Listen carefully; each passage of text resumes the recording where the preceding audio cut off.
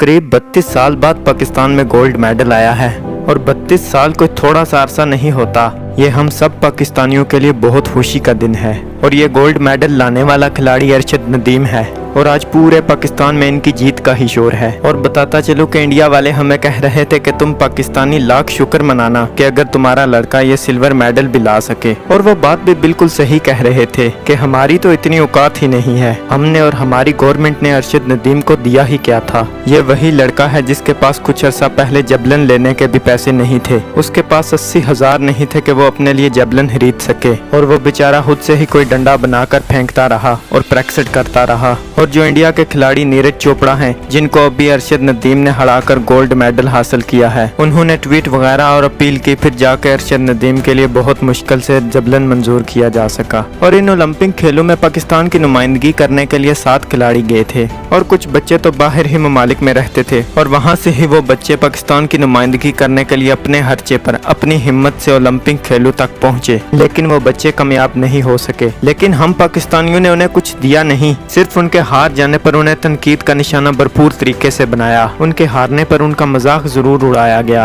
अभी कुछ अर्सा पहले अरशद नदीम इंजर्ड हुए थे। इनके पास शायद इलाज कराने के भी पैसे नहीं थे, लेकिन किसी ने भी इनका हाल नहीं पूछा और पता नहीं किस तरह इन्होंने अपना इलाज कराया। और जिससे ये जीते हैं इंडिया का खिलाड़ी नीरज चोपड़ा, जिस पर इंडियन हुकूमत हर साल 10 से 12 करोड़ का खर्चा कर देती है। पता नहीं कितने कितने लाख की मशीनें इंडियन हुकूमत ने नीरज चोपड़ा को खरीद कर दी ताकि वो अच्छे तरीके से प्रैक्टिस कर सके। और हमारे वाले के पास क्या था, ये जरा अरशद नदीम के कच्चे घर की हालत देखें। देख रहे हैं बाहर से, तो ये आपकी बैठक में हम आ गए। अरशद साहब का किचन है घर का, आप खुद देखें।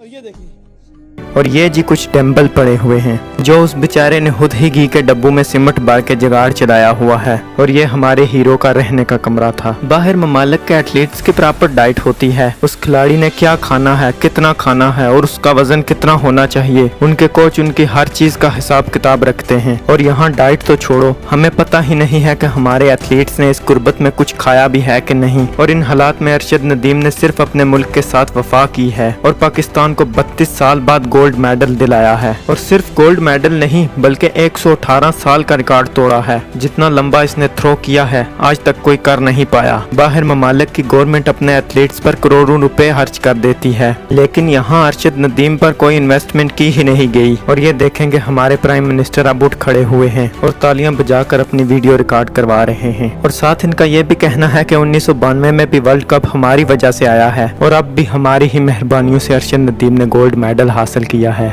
वैसे क्रेडिट तो हमारे प्राइम मिनिस्टर को जाना चाहिए। बाहर ममालिक या इंडिया को ही देख लें, अपने खिलाड़ी पर कम से कम 15-20 करोड़ खर्च कर देते हैं, लेकिन यहाँ जीरो इन्वेस्टमेंट में गोल्ड मेडल आ गया। खैर पहले अरशद नदीम के पास कुछ भी नहीं था, वो बहुत गरीब थे, लेकिन अब अरशद नदीम को यहाँ से और बाहर ममालिक से बहुत से इनामात दिए जा रहे हैं। कोई अरशद नदीम को गाड़ी गिफ्ट कर रहा है, कोई घर गिफ्ट कर रहा है, कोई 5 लाख दे रहा है और कोई 5 करोड़ दे रहा है, कोई 10 लाख दे रहा है और कोई 15 करोड़ दे रहा है। और पहले दिन में ही अरशद नदीम के पास कम से कम 30-40 करोड़ हो चुका है। अब अरशद नदीम ने बिल्कुल अकेले और सिर्फ अपनी मेहनत पर कुछ रकम कमा ली है। तो ये जो है ये हमारी हुकूमत ये कह रहे हैं कि इस इनाम की रकम पर 15-20% टैक्स तो हुकूमत का बनता है। अब कोई इनसे पूछे कि टैक्स तो तुम तब लो ना जब खिलाड़ियों के लिए तुमने कोई फैसिलिटीज, कोई सहूलत मुहैया की हो। इसको कुछ दिया नहीं, लेकिन अब कटौती काटने के लिए सबसे पहले पहुंचा जाएगा।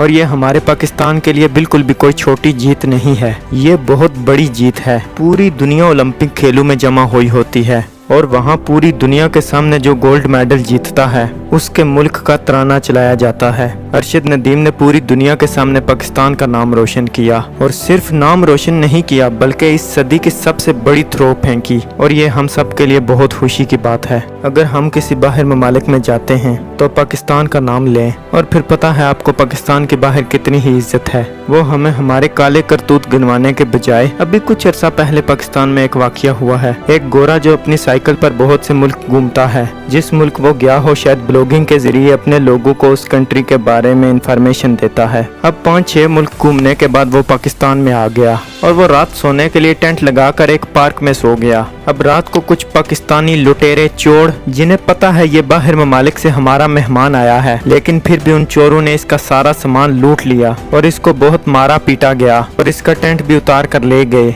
और अब ये बच्चों की तरह रो रहा है और कह रहा है कि मुझसे गलती हुई, मैं पाकिस्तान जैसे मुल्क में आ गया। और फिर हम बाहर ममालिक में जाते हैं और कहते हैं कि पाकिस्तान के बाहर इज्जत क्यों नहीं है। आप खुद बताओ कि ये लड़का बाहर जाकर पाकिस्तान के बारे में क्या मैसेज देगा कि पाकिस्तान कैसा मुल्क है। हमारे साथ इंडिया का बंदा होगा उसे बिना चेक किए जाने देंगे, और अगर हम अपने मुल्क का नाम ले लें और फिर वो 1000 चेकिंग और तफ्तीश करने के बाद छोड़ेंगे। जाहिर है फिर वो हमें उन्हीं नजरों से देखेंगे जो हमने काले करतूत करके उनकी नजरों में अपने लिए इमेज बनाई हुई है। और अगर कोई कहे कि अच्छा आप पाकिस्तान से आए हैं, जहाँ शोएब अख्तर था जो बहुत फास्ट बॉलिंग करता था, जहाँ नुसरत फतेह अली खान थे जो बहुत बड़े कवाल थे, या फिर अरशद नदीम जैसे खिलाड़ी जिसने इस सदी की सबसे बड़ी थ्रो की है, फिर हमें कितनी खुशी महसूस होती है। बाहर ममालिक में कोई एक पाकिस्तानी काला करतूत करे तो भुगतना पूरे मुल्क को पड़ता है। उससे एक के गलती करने पर पूरे पाकिस्तान को गालियां पड़ती हैं, और अगर कोई एक अच्छा काम करे तो इज्जत पूरे पाकिस्तान की होती है। इसीलिए दोस्तों हमें खुद ही अपने हीरोज की हिफाजत करनी चाहिए और इनकी देखभाल करनी चाहिए,